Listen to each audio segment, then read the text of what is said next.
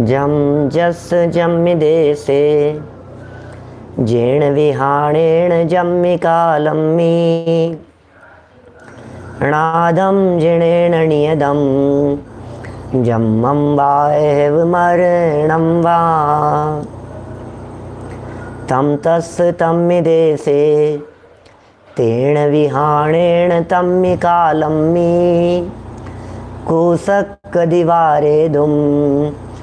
इंदो वातेः जिणेन्दो वा एवं जोणे चेदो जानदिदवाणी सवपजाए सो सदिठी शुद्धो जो संकदि सोहुको दिठी जो संकदि सोहुको दिठी। कार्तिकेय स्वामी द्वारा लिखी गई ये गाथाएं बड़ी महत्वपूर्ण हैं, मार्मिक भी हैं और इनके माध्यम से किसी विशेष बात को आचार्य देव कहना चाहते थे। और वो बात विशेष यही है कि आप जिस द्रव्य की जो पर्याय जिस द्रव्य क्षेत्र काल भाव से जैसी होनी है उसे उसी रूप में स्वीकार करो, यही सम्यक दर्शन का हेतु है। इससे सम्यक दर्शन होगा और यदि इस बात की श्रद्धा नहीं करेंगे तो आपको मिथ्या दृष्टि होने से भी कोई नहीं बचा पाएगा। देखिए, इसी बात को जब आगे बढ़ाया, काफ़ी चर्चाएं हुई आप लोगों के बीच में, अनेक प्रमाणों के आधार पर क्रमबद्ध पर्याय को सिद्ध किया जा रहा था और उसे सिद्ध करते करते हुए हम पहुंच गए महामंडल पूजाओं तक पहुंच गए। पूजा पाठ और स्तुतियों में भी कदम कदम पर ये चर्चाएं की गई है। फिर भी शिष्य कहता है आप स्पष्ट क्यों नहीं बता देते हो, चर्चा कहाँ मिलेगी? अरे भाई क्या बतलाएं, पूजन पाठ बतला दिया, प्रथमानुयोग की कहानियाँ तुम्हारे को सुनाना शुरू कर दिया है। 12 वर्ष बाद द्वारिका नगरी जल जाएगी, ये नेमिनाथ भगवान ने घोषणा कर दी थी।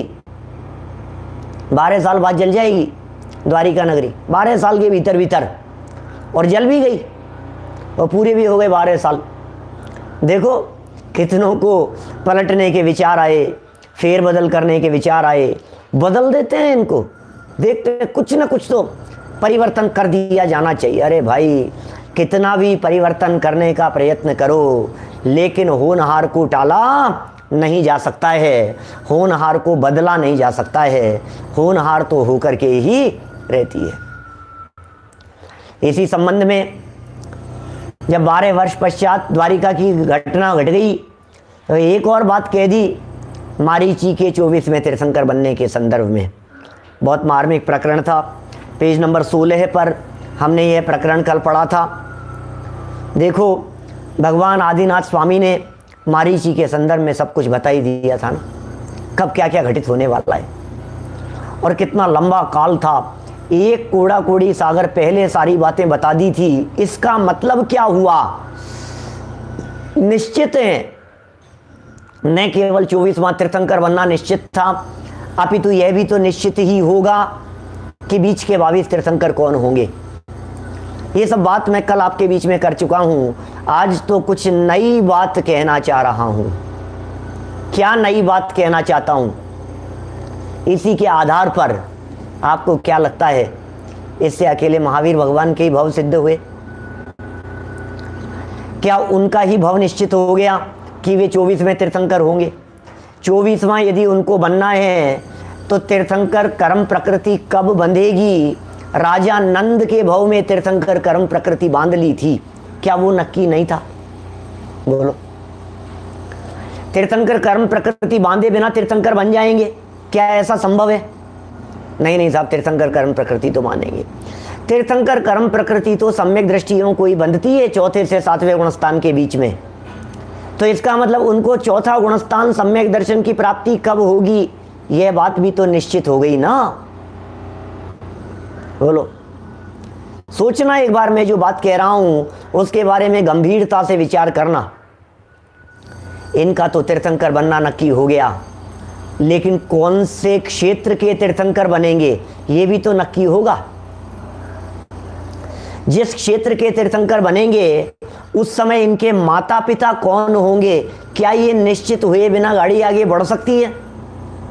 बोलो, इनका तो तीर्थंकर बनना नक्की हो गया,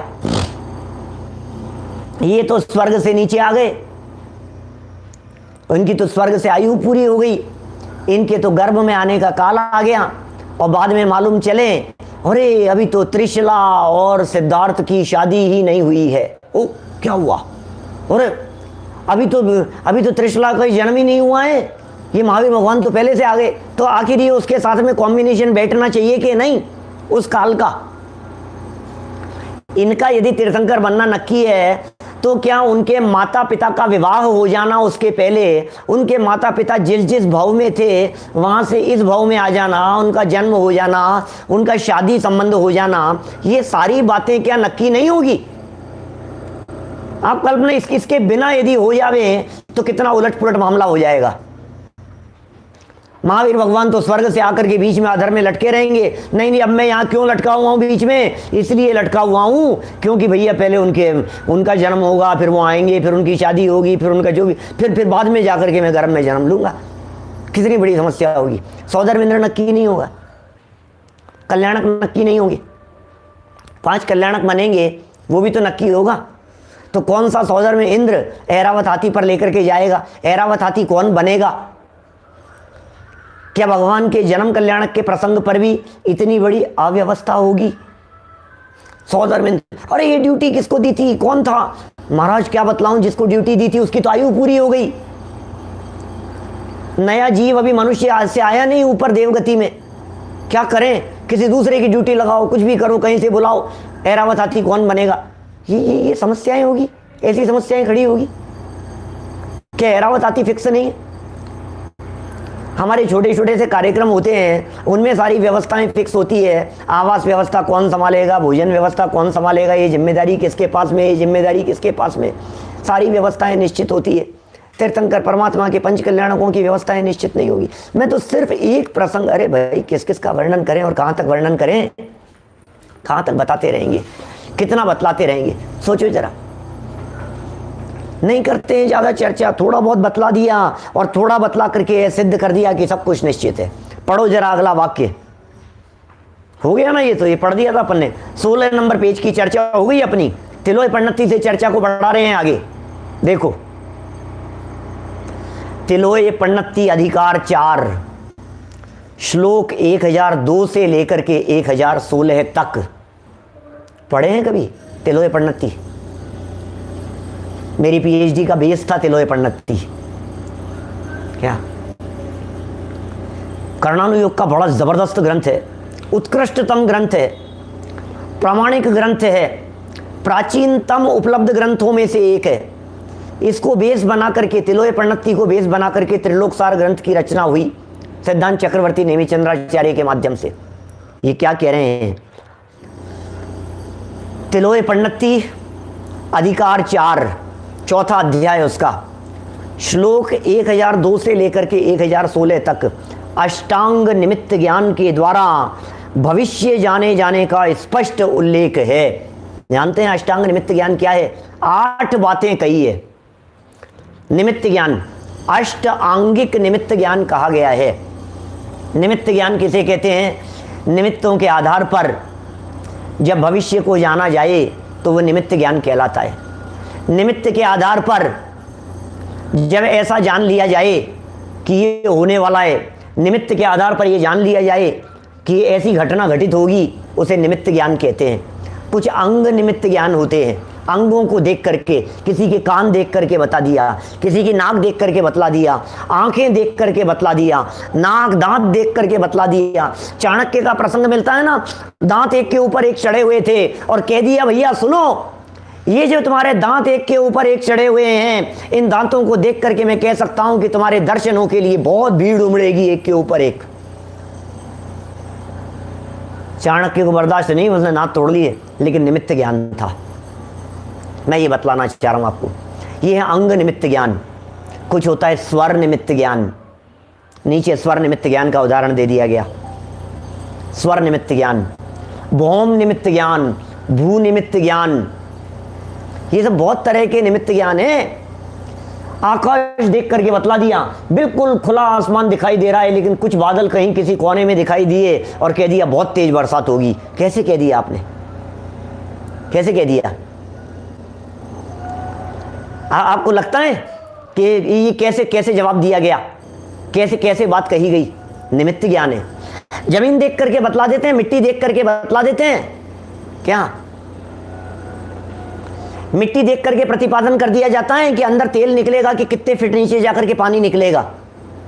जमीन में क्या है सोचो जरा, इतने फीट नीचे जाकर के पानी, इतने फीट नीचे जाकर के तेल निकलेगा।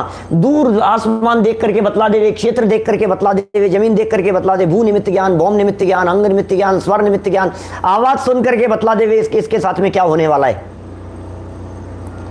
ये सब हमारे जो वीतरागी संत होते हैं, ये निमित्त ज्ञान के ज्ञानी होते हैं, अनेक प्रकार के निमित्त विद्या को जानते हैं, अनेक प्रकार के शास्त्रों के आधार पर इन सब बातों को पढ़े लिखे हुए होते हैं।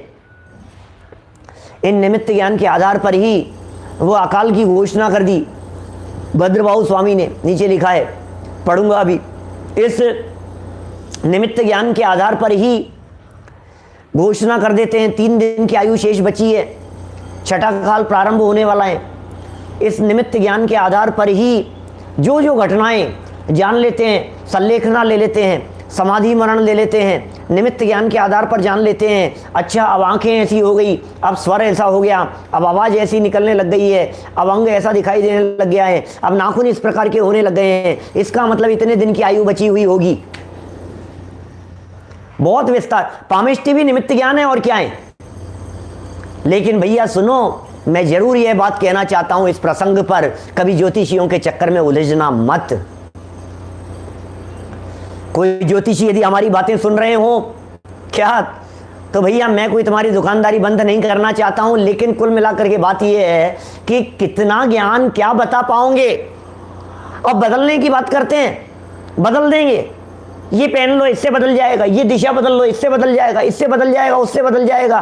तो फिर इसका मतलब नहीं बदलने के पहले जो तुमने कही थी वो सही थी कि वो गलत थी? सुन, मैं एक बार बारीकी से सुनना मेरी बात, मैं क्या कहना चाह रहा हूं, फिर प्रकरण पढ़ूंगा नीचे आगे। किसी ज्योतिषी ने कहा आपका बहुत खतरनाक एक्सीडेंट होने वाला है। बोलो, अब आप क्या सोच रहे हैं? भविष्यवेत्ता है, ज्योतिषी है। अब मैं उस व्यक्ति से पूछता हूं, महाराज कोई उपाय बतला दो। अरे पंडित जी कोई उपाय हो तो बतला दो।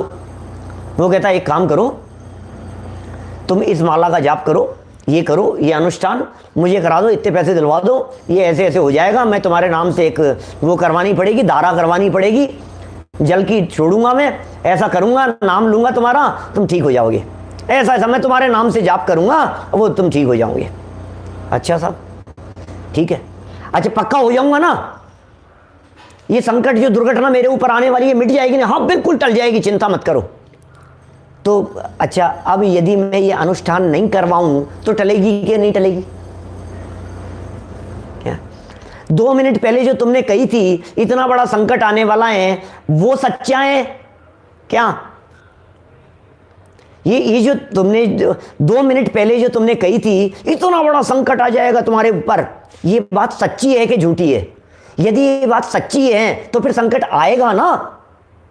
यदि नहीं आया कुछ करने पर, इसका मतलब ये हो गया कि तुम्हारे द्वारा कही गई बात झूठी हो गई ना, कि संकट आएगा। तुम तो दोनों बातें कह रहे हो। सुनो भाई, तुम्हें ना परीक्षा में फेल होने वाले हो, लेकिन एक काम करो, 1100 रुपये लगेंगे और परीक्षा में पास हो जाओगे। कि पक्का हो जाऊंगा ना 1100 रुपये लगने पर पास? क्या हाँ पक्का हो जाओगे, 1100 रुपये लगेंगे और मैं 1100 नहीं दूं तो? हैं? हाँ, नहीं वो तो देने पड़ेंगे, तुम्हारे को देने पड़ेंगे। अच्छा 1100 रुपये दे दूं, फिर मैं पढ़ना लिखना बंद कर दूं, फिर तो पास हो जाऊंगा ना? अरे नहीं तब तो फिर क्या बकवास कर रहे हो? बोलो, तुम जो बात कह रहे हो इस बात में दम कितना रहा? बोलो, इस बात में कितना दम रह गया? कुछ दम नहीं है इन बात में, सरासर झूठी बातें। जाना जा सकता है, बदला नहीं जा सकता है। जो व्यक्ति रत्नादि के आधार पर बदलने की बात करते हैं वे सब झूठी कल्पना करते हैं, मिथ्या बातें बनाते हैं। बोलो, डबल गेम खेलते हैं। सही कह रहे हो बिल्कुल मनीष भाई। देखो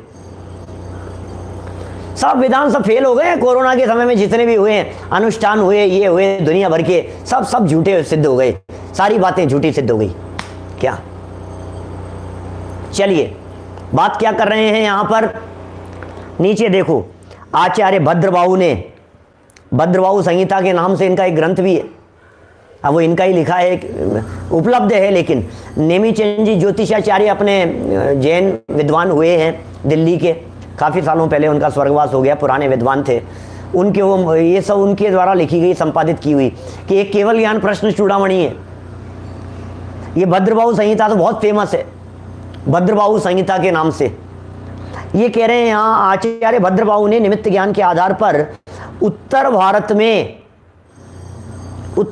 में 12 वर्ष के अकाल की घोषणा की थी, जो पूर्णतः सत्य उतरी। आपको पता ही होगा भद्रबाहु स्वामी के साथ में क्या घटना घटी थी। किसी के यहां पर आहार करने के लिए गए थे। जब आहार करने के लिए गए तो आहारचर्या से लौटते समय पलने में एक बालक को रोते हुए देखा। 2-4 महीने का बालक होगा और पलने में रोते हुए देखा।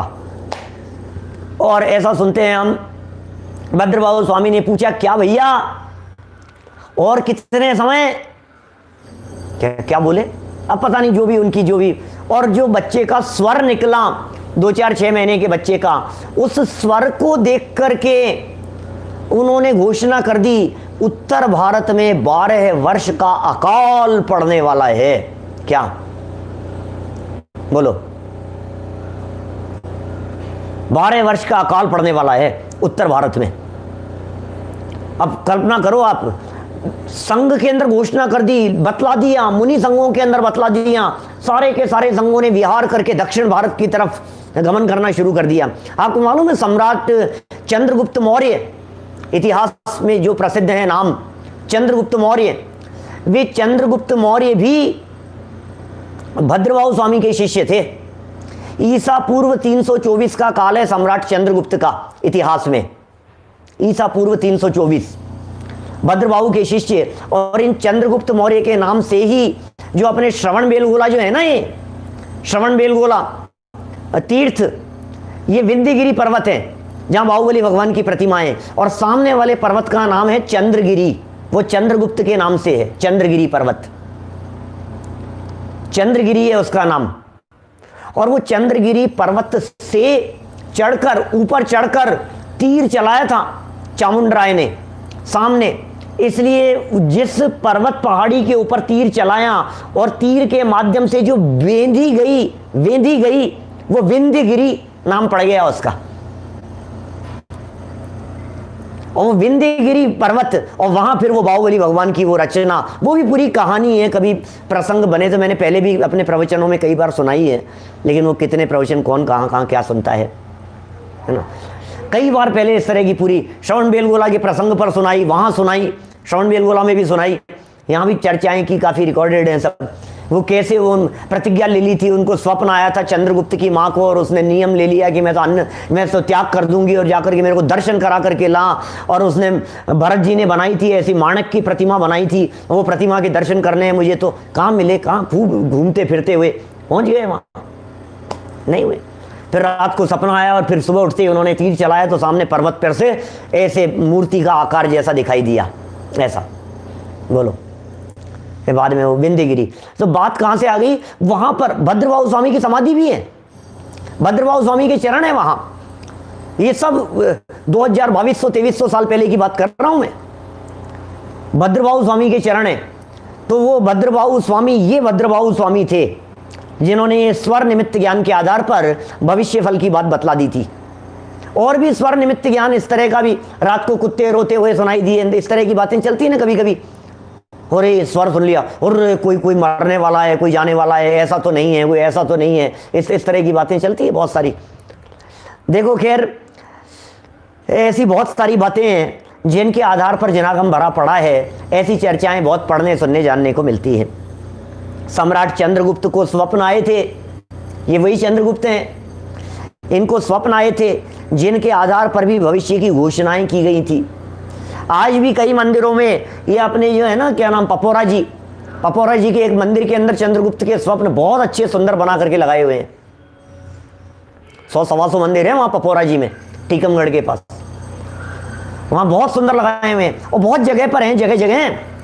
पहले से एक पुराना चित्र पन्नालाल जी साहित्याचार्य के माध्यम से शायद बनाए हुए चित्रों में शायद वो चंद्रगुप्त ऐसे बीच में लेटा हुआ है और चारों तरफ स्वप्न और स्वप्न के फल बतलाए हुए हैं। अपने जैन सिद्धांत कोश में भी मिल जाएंगे। उन स्वप्नों को देखो, स्वप्न के फल को देखो, आपको लगेगा यार क्या क्या घोषणाएं हो गई है। बोलो, पहले से ही घोषणाएं कर दी गई है क्या? माने ऐसी ऐसी घोषणाएं जानने को मिलती हैं, क्या होने वाला है, क्या काल आने वाला है, कैसा निकृष्ट काल आने वाला है, पता लग जाता है। स्वप्न भी एक निमित्त ज्ञान है। हर व्यक्ति को आने वाला स्वप्न किसी न किसी आने वाली घटना को सूचित करता है, किसी न किसी घटना को सूचित करता है। कई बार मुझे भी स्वप्न आते हैं और मुझे पता लग जाता है कि क्या घटना घटने वाली है। हमेशा नहीं होता, हर घटना के बारे में नहीं होता, लेकिन कई बार ऐसा हुआ है, मुझे आभास हो गया कि ये क्या होने वाला है और मुझे पता नहीं क्या होगा, वो तो अंदाजा होता है फिर, लेकिन वो घटना वैसी की वैसी घटती है ना जब घटना, तो पता लगता है अरे यार ये स्वप्न आया था, ये इससे रिलेट कर रहा है। दुनिया भर में इसके नाम पर, स्वप्न ज्ञान के नाम पर अपनी दुकानदारी चलाने वाले लोग भी कम नहीं है। इसलिए उन चक्करों में उलझना मत, क्योंकि एक स्वप्न के 1000 तरह के फल होते हैं। नहीं समझ पाएंगे, नहीं पकड़ पाएंगे। स्वप्न में एक चीज दिखाई दी, अब वो चीज कैसे दिखाई दे रही है, साथ में कौन दिखाई दे रहा है, कितनी डिस्टेंस से दिखाई दे रही है, उसके साथ में और क्या क्या है, अरे अनगिनती तरह की बातें बनेगी। अकेले में देखा है कि और भी कोई साथ में था, सामूहिक था, अकेले था, व्यक्ति, बहुत तरह की चीजें बनेगी। इसलिए इतना समझ लो कि कोई घटेगी घटना जो घट जाएगी, और क्या घटेगी, जो घटनी होगी वही तो घटेगी। बोलो, सहज होता है इस तरह का, सहज ज्ञान की पर्याय की योग्यता है जो ज्ञान का गेय बन जाती है, और कुछ नहीं है। इसका लेना देना कुछ नहीं है। उस स्वप्न ने कुछ बिगाड़ दिया हो ऐसा बिल्कुल नहीं है। क्या 100 डेज के नाम से एक मूवी आई थी, बहुत पुरानी, मैंने भी देखी है, कोई 25-30 साल पुरानी मूवी होगी कोई, और उसमें उसको जो भी आता था वो बिल्कुल उसे पता लग जाता था ये होने वाला है, ऐसा होने वाला है इसके साथ में। उसे स्वप्न आता था, ये रियल है, ये सब बातें होती है, ऐसी घटनाएं, कितनी बातें आती है, कितनी बातें होती है। देखिए क्या कह रहे हैं यहां, लेकिन मेरे से कोई पूछना मत कुछ भी, क्योंकि मैं बताऊंगा नहीं और मैं जानता भी नहीं हूं। सही बात तो ये है, न तो मैं जानता हूं, न मैं इन बातों के अंदर कोई दिमाग लगाता हूं। सहज ही सहज भाव से कोई बात जानने में आ जाती है तो आ जाती है, निकल जाती है, निकल जाती है, ऐसा है। और इससे कोई महिमा वाली बात भी नहीं है। इन फालतू की बातों से किसी की कोई महिमा भी नहीं समझना। मेरे ज्ञान में ऐसी कोई बात आ गई कि आपके ज्ञान में कोई बात आ गई तो इससे कोई महान हो गया। अरे इस ज्ञान को तो श्रीमद राजचंद्र जी ने त्याग दिया था। आत्म आराधना में बाधक जान करके इस ज्ञान का त्याग कर दिया था उन्होंने। मुझे नहीं करना शतावधान का प्रयोग, मुझे नहीं करना है इन सब बातों का प्रयोग, जंजाल में उलझाने वाली बातें हैं ये सब। आत्म आराधना और आत्मा को जानने में इस ज्ञान का कोई योगदान नहीं है। निमित्त ज्ञान के माध्यम से भविष्य में बनने वाली परिस्थितियों को तो जाना जा सकता है, लेकिन आत्मा को नहीं जाना जा सकता। क्या आत्मा ज्ञान का विषय नहीं बनेगा इससे, ये समझ लीजिएगा आप। और हमारा प्रयोजन तो आत्मा को जानने से होगा, अपने आप को जानने से होगा, अपने आप को समझ आने से होगा। बोलो, तो इससे क्या होगा?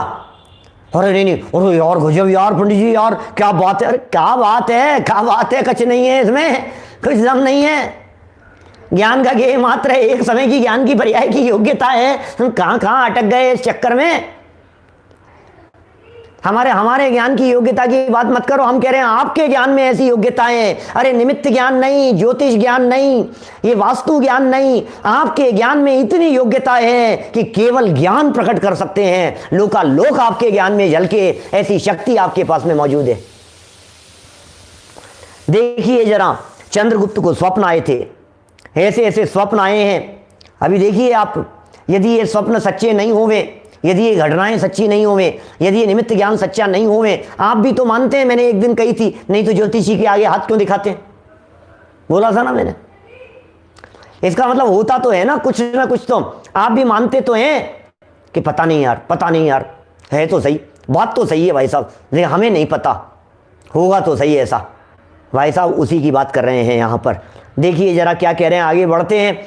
ये तो प्रथमानुयोग तक की बातें हो गई यहाँ तक, है ना। मैंने प्रथमानुयोग का एक उदाहरण दे दिया, 12 वर्ष द्वारिका का। प्रथमानुयोग का दूसरा उदाहरण दे दिया, आदिनाथ भगवान के समूह शरण में मारीची का।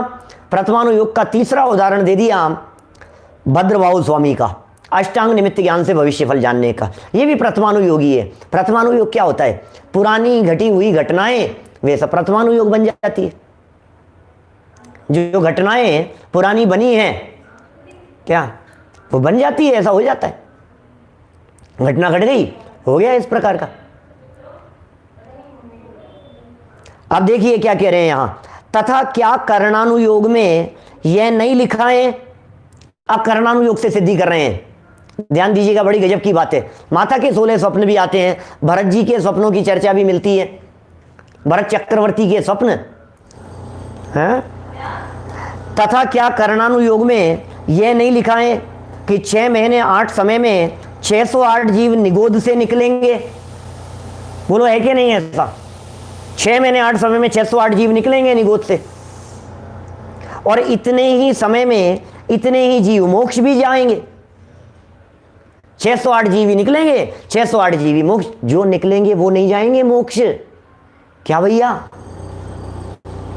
निकलेंगे कोई और, जाएंगे कोई और। ये सब लिखा है ना कर्णानुयोग के ग्रंथों में। और इतने ही जीव मोक्ष भी जाएंगे।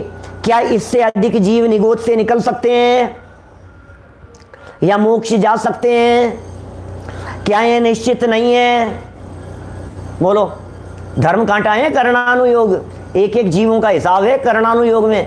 कर्णानुयोग की चर्चाएं इधर उधर नहीं होती है, जो बात जैसी कह दी जाती है वो बात वैसी की वैसी होती है। तो फिर क्या इससे वस्तु की स्वतंत्रता खंडित नहीं होती? बोलो। सभी कुछ तो निश्चित है। 6 महीने 8 समय में 608 जीवों के मोक्ष जाने की चर्चा कर ली एक समय में। अरे 6 महीने तक कोई भी जीव 6 महीने का अंतराल पड़ सकता है मोक्ष जाने में, आपको मालूम है? 8 समय क्या होता है या 8 समय की बात कैसे कह दी गई है? सुनिए, बात ऐसी है, 6 महीने और 8 समय, समय इतना सूक्ष्म होता है कि 1 सेकंड में भी असंख्यात समय होते हैं। 1 सेकंड में असंख्यात समय।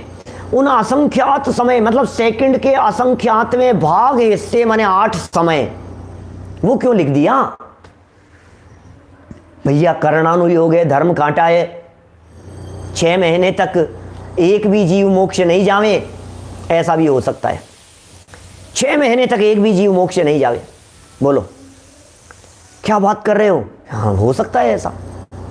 और फिर जब मोक्ष जावे तो ऐसा कहा है, देखो कितने 32 जीव एक समय में मोक्ष गए, 48 जीव दूसरे समय में मोक्ष गए, 60 जीव तीसरे समय में मोक्ष गए, 72 जीव चौथे समय में मोक्ष गए,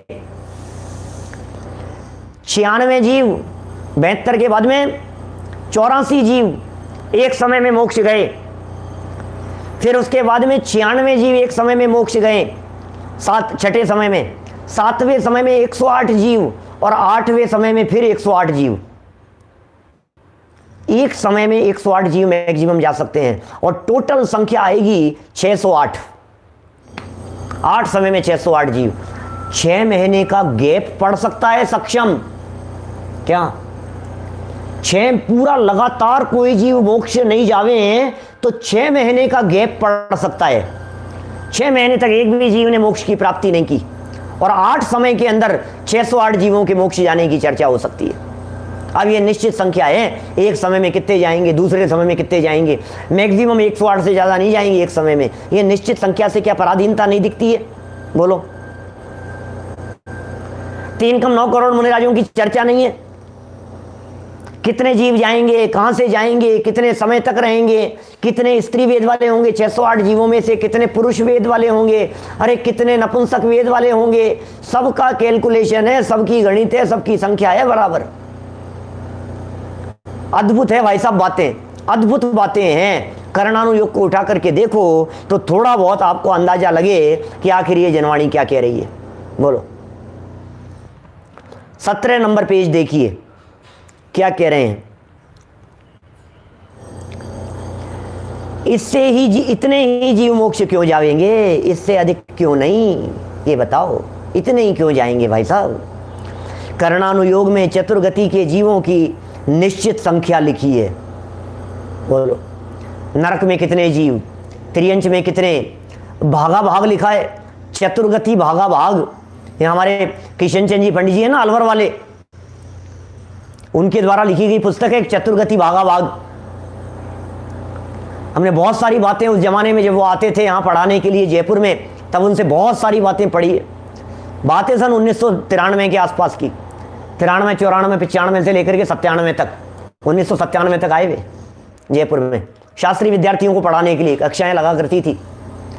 बहुत बहुत बातें बतलाते थे वे। तो कहते हैं चतुर्गति भागा भाग उनकी एक पुस्तक है, लिखी हुई पुस्तक, बड़ी मार्मिक है, गजब की है। तो चारों गतियों के जीवों में कौन से जीवों की संख्या कम, कौन से जीवों की संख्या ज्यादा, किससे कौन कितने गुने ज्यादा है, कौन कितने गुने ज्यादा है, किसका क्या होगा, किसका क्या होगा, कहां से कहां जा सकता है, कहां से कहां आ सकता है, गति आगति, ऐसे ऐसे प्रकरण है। कौन सा जीव मर करके कौन से नरक तक जा सकता है, कौन सा जीव मर करके कौन से स्वर्ग तक जा सकता है, कबूतर कहां तक जा सकता है, मछली कहां तक जा सकती है, मत्स्य कहां तक जा सकता है, कर्म भूमि के मनुष्य कहां तक जा सकता है, ऐसी अनगिनती बातें हैं। क्या देखिए 17 नंबर पेज, कुछ पुरानी पुस्तकें हैं क्रमबद्ध पर्याय की, बहुत पुरानी छपी हुई, उनमें पेज नंबर 33 है। देखिए कर्णानुयोग में चतुर्गति के जीवों की निश्चित संख्या लिखी हुई है, और वह भी कभी कम बढ़ नहीं होती, कम ज्यादा नहीं होती वो भी। यह सब कुछ निश्चित नहीं है, तो फिर जीवों के पाप पुण्यानुसार नारकियों और देवों की संख्या न्यूनाधिक होती रहनी चाहिए। क्या होगा? नारकियों और देवों की संख्या घटती बढ़ती होती रहनी चाहिए। भाई साहब बड़े अजब गजब की है सच में ये सारी बातें। अरे केवल ज्ञानियों के अलावा कौन बतलाए? महिमा तो एकमात्र केवल ज्ञानियों की आती है। सच बात तो यह है, केवल ज्ञानियों की बात देखो आप, गजब की बातें हैं केवल ज्ञानियों के द्वारा ज्ञान में जानी हुई। अपने आत्मा को जानो और केवल ज्ञान प्रकट कर लो, लोकालोक आपके ज्ञान में झलकेगा, लोकालोक झलकेगा आपके ज्ञान में। अनंत भूत और अनंत भविष्य के साथ में लोक और अलोक सब कुछ आपके ज्ञान का विषय बन जाएगा। अपने आत्मा को जानो, एक साधे सब सदे और सब साधे सब जाए। एक को जानने से सब जानने में आ जाता है, और सबको जानने में के चक्कर में सब चले जाते हैं। देखिए क्या कह रहे हैं, कहीं तो संख्या बढ़ जाएगी। अच्छा, पंचम काल में और छठे काल में तो नरक का सीजन टाइम होगा। पांचवें और छठे काल के अंदर तो बहुत जीव नरक में जाते होंगे। सीजन टाइम है क्या नारकियों के लिए? और साहब इस समय टूरिस्ट बहुत आते हैं कौन? नरक में बहुत टूरिस्ट आते हैं। क्यों आते हैं भैया? अरे पंचम काल चल रहा है वहां ऊपर भरत क्षेत्र में, इसलिए इस समय यहाँ थोड़ी सी आजकल थोड़ी गर्दी चल रही है। गुजराती में क्या कहते हैं? गर्दी चल रही है? भीड़ भाड़ ज्यादा रहती है भैया इस काल में थोड़ी सी। यहाँ थोड़े समय देखना, चौथे काल के अंदर मोक्ष जाने वाले ज्यादा होते हैं, स्वर्ग के अंदर भीड़ ज्यादा लगती है। अरे नहीं है भाई, ऐसा नहीं है। चौथा काल हो चाहे छठा काल हो, पहला दूसरा काल हो, कोई भी काल क्यों नहीं हो, नरक में भी उतना ही, गर्मी सर्दियों में भी उतना ही, देवगति में, सब जगह पर, चाहे वो गर्मी सर्दी की बात करो, जाने आने की, मरने की, नहीं सर्दियों में ज्यादा मरते हैं, गर्मियों में कम। अरे क्या सर्दी गर्मी की बात कर रहा है?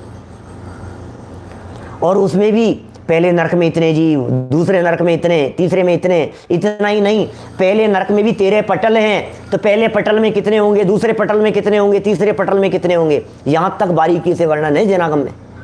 कर्णानुयोग की सारी बातें झूठी हो जाएगी भाई साहब। पाप पुण्यानुसार नारकियों और देवों की संख्या न्यूनाधिक होती रहनी चाहिए। क्या ये निश्चित नहीं है क्या? मैं तो ये जानना चाह रहा हूं। क्रमबद्ध पर्याय की चर्चा में अकेला आपको यही क्यों निश्चित दिखाई देता है?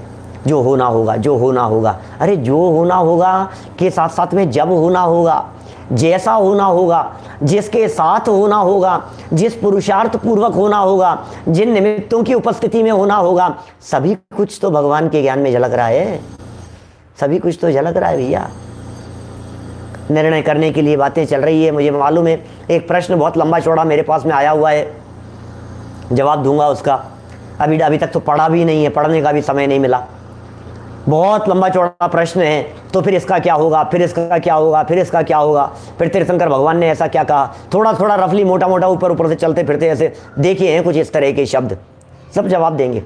जिनागम है ये, अनेकांत है, यहाँ हर प्रश्न का जवाब मिलेगा आपको, धैर्य रखना पड़ेगा, है ना। मैं नहीं दूं, आपको जवाब तलाशना है, आप तलाशिए। कदाचित मैं नहीं दे पाऊं तो मेरा जीवन ही पूरा हो जाए, मान लीजिए मेरी आयु पूरी हो जाए और क्रमबद्ध पर्याय की चर्चा पूरी नहीं कर पाऊं। सोचिएगा, विचार के लिए मुद्दे दिए जा रहे हैं यहाँ पर, तो निकलेगी बातें, जरूर निकलेगी। देखिए आगे पढ़ता हूं। कर्णानुयोग में यह भी लिखा है कि जीव निगोद से 2000 सागर के लिए निकलता है। नित्य शब्द काट देना उपयुक्त नहीं लगता है। नित्य निगोद लिखा है ना आपकी पुस्तक में, क्या लिखा है? नित्य निगोद से इतने समय में निकलता है, फिर दोबारा नहीं, नित्य निगोद से की बात नहीं है। नित्य निगोद से तो 6 महीने 8 समय में 608 जीव निकलते हैं, वो टॉपिक तो वहाँ ख़त्म हो गया। क्या नित्य निगोद की वो चर्चा तो 6 महीने 8 समय की थी, 608 निकलने वालों की। ये 6 महीने 8 समय की नहीं है। यहाँ तो निगोद से शब्द क्या है भाई आर्जव? नित्य लिखा है ना तुम्हारी किताब में, नित्य हटा देना, वहां से सुधार लेना उसको। कर्णानुयोग में यह भी लिखा है कि जीव निगोद से 2000 सागर के लिए निकलता है। अब ये निगोद से निकलता है, इसकी जगह भी क्या समझना, एक इंद्री से 2 इंद्री पर्याय में आता है। एक इंद्री से 2 इंद्री पर्याय में आता है 2000 सागर के लिए। उसमें भी 2 इंद्रिय के इतने, 3 इंद्रिय के इतने, 4 इंद्रिय के इतने भव धारण करता है। मनुष्य के 48 भव मिलते हैं। यह सब क्या है चक्कर, बोलो, सुनी होगी ना आपने ऐसी। 66,336 भव मिलते हैं। क्षुद्र भव, एक अंतर्मूर्त में पैदा होने वाले। गोमट सार की चर्चाएं कभी आप लोग तो गोमट सार हमारे विद्यार्थी वर्ग आगे पढ़ेंगे, आप लोगों ने पढ़ा होगा, स्वाध्यायी लोगों ने। हम चलाएंगे कभी अवसर मिलेगा तो। मेरे से बहुत लोग कहते रहते हैं पंडित जी गोमट सार पढ़ाओ, पंडित जी गोमट सार पढ़ाओ। विद्यार्थी लोग भी बहुत सारे कहते रहे गोमट सार। 66,336 भव हैं। उन 66,336 भवों में से 66,132 भव एक इंद्रिय के होते हैं, 6,012 करके 66,132 भव। और बाकी के 2 इंद्रिय के भवों में 80 भव हैं, 3 इंद्रिय के 60 भव हैं, 4 इंद्रिय के 40 भव हैं और पंचेंद्रियों के 24 भव हैं। क्या? और पंचेंद्रिय अपर्याप्तकों की बात कर रहा हूं मैं। अंतर्मूर्त में जन्म मरण करने वाले श्वास के 18वें भाग आयु वाले भवों की चर्चा कर रहा हूं। पंचेंद्रियों के 24 हैं। पंचेंद्रियों के 24 में 8 असैनी तिर्यंच के हैं, 8 सैनी पंचेंद्रीय तिर्यंच के हैं और 8 मनुष्यों के भव हैं। ऐसे 24 हैं। अब ये पता नहीं कहाँ से ये 48 का झमेला खड़ा हो गया कि मनुष्यों के 48 ही भाव मिलते हैं 2000 सागर की तरफ पर्याय में। इसका कोई आगम प्रमाण नहीं है।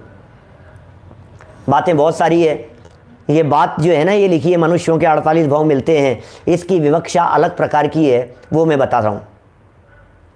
मनुष्यों के मैंने मोक्ष मार्ग प्रकाशक पढ़ाते समय शायद पहले बतलाया होगा, जब मनुष्य गति के दुखों की और वहाँ जो चर्चा आई ना 68 नंबर पेज पर, 67 नंबर पेज पर, मोक्ष मार्ग प्रकाशक पेज नंबर 67 पर ऐसी जो चर्चा, स्पेशल प्रवचन में भी बतलाया होगा, मनुष्य गति की दुर्लभता वगैरह के अंदर भी बतलाया होगा, इस प्रकार की चर्चाएं की होगी।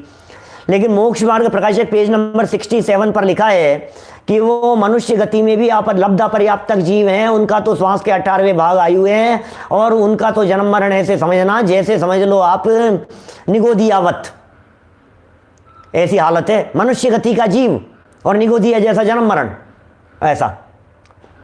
तब ये 48 भाव का क्या चक्कर है? 48 भाव के संदर्भ में धवला में भी आई है चर्चा, सरवार सिद्धि में भी एक स्थान पर लिखा है। पंडित फूलचंद जी सिद्धांत शास्त्री ने व्याख्या के अंतर्गत, मैं जब सरवार सिद्धि पढ़ाता हूं ना विद्यार्थियों को तो हाईलाइट करता हूं उस मैटर को। 47 पूर्व कोटि 3 पल्ले की काय स्थिति बनती है। काय स्थिति आप जानते हैं काय स्थिति क्या होता है? अभी प्रकरण सब क्या है, बीच में कर्णानुयोग है ना, कर्णानुयोग से सिद्ध कर रहे हैं ना, इसलिए बीच में थोड़ी बतानी पड़ रही है। एक होती है भव स्थिति और एक होती है काय स्थिति। भव स्थिति होती है एक जीवन की के जन्म से लेकर के मरण तक वो कहलाती है भव स्थिति, उसे भव कहते हैं, भव स्थिति है वो। मनुष्य भव स्थिति 3 पल्ले से ज़्यादा नहीं हो सकती। मनुष्यों का भव, वो भी भोग भूमि की अपेक्षा, कर्म भूमि के मनुष्यों का भाव 1 कोटि पूर्व से ज़्यादा नहीं होता। कर्म भूमि के मनुष्यों का भाव, ये भव स्थिति है, वो आयु उसकी एज। अब बात कर रहे हैं मनुष्य से मनुष्य, फिर उससे दोबारा मनुष्य भाव, फिर दोबारा मनुष्य भाव, फिर दोबारा मनुष्य भाव। तो मनुष्यों की जो ये कंटिन्यूटी बनी रही, इसे कहते हैं मनुष्य काय है ना, ये इसे कहते हैं काय स्थिति। क्या? मनुष्य मनुष्य मनुष्य मनुष्य मनुष्य मनुष्य। तो लगातार एक मनुष्य भाव से लेकर के लगातार मनुष्य भाव बने रहे, तो कितने टाइम फ्रेम तक ये जीव मनुष्य रूप से रह सकता है, मनुष्य शरीर रूप से अलग अलग भाव धारण करके? बोले 47 पूर्व कोटि, 47 कोटि पूर्व और 3 पल्य लगातार मनुष्यों के भाव हों, 48 भाव हो सकते हैं इस तरह से, ऐसा लिखा है। 47 भाव लगातार, 1 कोटि पूर्व की आयु वाले 47 भाव लगातार। 48 क्यों नहीं कर दिए? 48वां एक भव उत्तम भोग भूमि का होवे। क्या? उत्तम भोग भूमि, क्या लगातार संभव है? लगातार की बात कह रहा हूं, जिनवाणी कह रही है, आगम के आधार से बात कर रहा हूं, कर्णानुयोग की बातें हैं। धर्म कांटा है, इधर उधर हिलने डुलने की गुंजाइश नहीं होती है इन सब बातों में। अंतिम भव जो 48 नंबर का भव है, वो 48वां भव कैसा समझना? उत्तम भोग भूमि का, 3 पल्ले की आयु वाला। पल्ले बहुत बड़ा होता है, तो सब 3 ये पहले ले लेते तो पहले ले लेते तो उत्तम भोग भूमि के बाद में देवगति के अंदर जाता है जीव नियम से, फिर वो मनुष्यों की कंटिन्यूटी टूट जाती। बोलो भाई, यदि भोग भूमि में पहले चला जाएगा, भोग भूमि के जीव मर करके नियम से देवगति में जाते हैं। क्या? नियम से देवगति के अंदर जाते हैं भोग भूमि के जीव। तो यदि भोग भूमि में चला गया, 1 2 3 पल्ले की आयु वाला हो गया, तो फिर मनुष्यों का तो अंतिम भाव लेना पड़ेगा 3 पल्ले वाला, और 47 पूर्व कोटि के लगातार भाव लेने पड़ेंगे। सुनो भैया, ये मैक्सिमम बात कह रहे हैं, इसको कुछ समझ मत लेना, आइडल मत समझ लेना। अभी तो हमारा पहला दूसरा ही होगा, 10-15 होंगे पंडित जी, अभी तो हमारे जीवन में बहुत हैं, अगले मनुष्य भाव में कर लेंगे। ठेंगा मिलेगा, ठेंगा कुछ नहीं मिलने वाला है, धेले भर भी नहीं मिलने वाली है। इस धोखे में मत रहना कि दोबारा मनुष्य पर्याय मिल जाएगी। मैक्सिमम का मतलब क्या होता है? मैं कभी मैक्सिमम को समझाता हूं, बात चल गई है इसलिए आज नहीं चल पाएगा, आगे का विषय इतना ही चलाएंगे। सुनो जरा, मैक्सिमम का मतलब क्या होता है? मैक्सिमम का मतलब ये होता है कभी नहीं। 99.9999999% चांस नहीं होवे, उसका नाम होता है मैक्सिमम। 48 भाव, 48 भाव, 48 कहा, 48 भाव। उसमें भी ऐसा कहा है 24 भाव लगातार पर्याप्तकों के मिले, 8 स्त्री 8 पुरुष 8 नपुंसक, पर्याप्तकों के भाव 1 कोटि पूर्व की आयु वाले, बीच में अपर्याप्तक का मनुष्य भाव, मनुष्य ही होगा लेकिन, और फिर उसके बाद में फिर पर्याप्तकों के मनुष्य भाव मिले, ऐसे। तो 48 पर्याप्तकों के भाव हैं पूरे, बीच में अपर्याप्तकों के भाव के आधार। बहुत मुश्किल है एक मनुष्य भाव से दूसरा मनुष्य भाव मिलना। 2-4 भाव लगातार हो भी जावे तो हो जावे, 1 आध भाव भी लगातार हो जावे तो हो जावे, चांस की बात है। इसलिए बिल्कुल भी ये नहीं सोचना हम ये मनुष्य पर्याय तो सोने में खाने पीने में गंवा देंगे, बर्बाद कर देंगे, और अगले मनुष्य भाव के अंदर हम कुछ भी काम कर लेंगे। अब पंडित जी इस मोमेंट तो नहीं सही, अब अगले भाव में, अब ये मनुष्य भाव में तो उम्र बहुत हो गई, अब तो नहीं कर पा रहे हैं, अब तो नहीं समझ पाए, अगली बार मनुष्य बनेंगे ना तो फिर हम इस मार्ग में एडमिशन लेकर के बचपन से ही पढ़ेंगे। क्या? अरे भाई ऐसे नहीं होगा काम। मैक्सिमम आयु है पंचम काल में 120 साल की। बोलो, सभा में सुनने वाले लोगों में से इतने लोग, 1000 से ज़्यादा लोग यूट्यूब पर और जूम पर जो लोग सब सुन रहे हैं लाइव, अभी जितने लोग अभी मेरे को लाइव देख रहे हैं, मैं आपसे पूछना चाह रहा हूं, आप में और मेरे में कौन कौन ऐसा होगा जो 120 साल तक जिंदा रहेगा? बोलो, है कोई? क्यों? पंचम काल के अंदर मनुष्यों की उत्कृष्ट आयु अरे उत्कृष्ट है, उत्कृष्ट है भाई साहब, उत्कृष्ट माने नहीं मिलेगा, मैक्सिमम लिमिट है वो तो। 48 भाव की तो मैक्सिमम लिमिट बतला दी है। आप कहाँ तलाश रहे हैं 48 की चर्चा में कहाँ आ गए? आप कितना वजन उठा सकते हैं? पंडित जी 40 किलो तक तो उठा सकता हूं मैं। कब उठाया था? पता नहीं, कभी कोई 10-20 साल पहले कभी उठाया होगा। अब कब उठाओगे क्या पता। क्या मतलब? मैक्सिमम उठाने की लिमिट की कह रहा हूं मैं, नहीं होता है। श्रुति ज्ञान की लिमिट जानते हो आप कितनी है? हो जाएगी कभी आपके? चांस ही नहीं है, चांस ही नहीं है। कर्णानुयोग तो एक भी जीव होगा ना अनंत में से, तो कर्णानुयोग कह देगा इट इज पॉसिबल। अनंत अनंत जीवों में से यदि कोई एकाध जीव भी मिल जाएगा तो कर्णानुयोग ये कह देगा हो सकता है, ये हो सकता है भाई साहब, ऐसा कह देगा। इसलिए ये जो बातें कही है, इन बातों को गहराई से समझना। कर्णानुयोग के अंदर भाव बतलाए हैं, भावों की संख्याएं बतलाई हैं, निश्चित संख्याएं बतलाई है, मैक्सिमम संख्याएं बतलाई है, उत्कृष्ट रीति से बतलाई है, उससे ज़्यादा नहीं होने की बातें कही है। ये सब निश्चितताएं देख करके कहीं परतंत्रता नहीं होती, लेकिन इतना जरूर ख्याल में आता है कि भैया भगवान के ज्ञान में क्या क्या बातें अद्भुत झलकी है। तो ये सब अद्भुत बातें देख करके हमें ऐसा लगता है कि निश्चित तौर पर सभी कुछ निश्चित होगा आगे, और बहुत सुंदर ढंग से। कल का तो एक ऐसा प्रकरण आने वाला है, बड़ा ही गजब का प्रकरण आने वाला है जो नीचे दिखा रहे हैं। ये बहुत ही गजब का मार्मिक प्रकरण है। क्रमबद्ध पर्याय को सिद्ध करने के लिए चर्चा को कल आगे बढ़ाएंगे। विचार चिंतन मंथन करते रहना, पुरुषार्थ में रंच मात्र भी लोप नहीं करना, शिथिलाचार का पोषण नहीं करना, क्रमबद्ध के नाम पर अपने वर्तमान आचरण से शिथिल होने की कोशिश मत करना। जब होना होगा तब हो जाएगा, ये विचार करके वर्तमान मनुष्य भाव को बर्बाद मत करना, है ना। सारी बातें अलग अलग विवक्षाओं से कही गई है, विवक्षाओं को समझ करके स्वीकार करना। हमारे विद्यार्थी वर्ग में जो भी प्रश्न आप लोग जो जाना चाहें वो जा सकते हैं। जूम पर हमारे कुछ विद्यार्थी हैं, उनकी कुछ प्रश्न होंगे तो मैं उनका समाधान यहाँ कर रहा हूँ। बोलो भाई समर्थ भाई। एक सेकंड, आवाज़ तुम्हारी आ नहीं रही है, अब बोलो।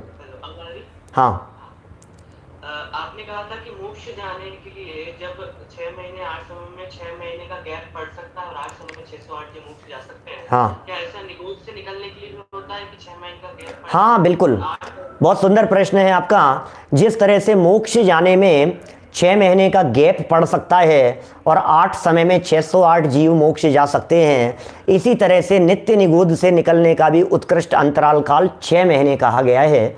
माने वहाँ से भी 6 महीने तक एक भी जीव नहीं निकले तो 8 समय के अंदर 608 जीवों के नित्य निगूढ़ से निकलने की परिस्थिति बन सकती है। और भी कई जगह पर अंतराल के संबंध में 6 महीने की बात कही है। सौधर्म इंद्र तक का अंतराल 6 महीने का है, ऐसा है। सौधर्म इंद्र यदि सीट से चला जाए ना, मनुष्यवास हो जाए, स्वर्गवास तो होता नहीं है सौधर्म इंद्र का, क्योंकि स्वर्ग से स्वर्ग नहीं जाते हैं ना, इसलिए स्वर्ग के जीव मर करके मनुष्यवास हो जाए मान लो सौधर्म इंद्र का, तो फिर क्या होगा है? फिर क्या होगा बोलो? वो सौधर्म इंद्र आ गया नीचे, अब सीट खाली हो गई उसकी, तो 6 महीने का गैप पड़ सकता है, ऐसा उल्लेख है। और बोलिए।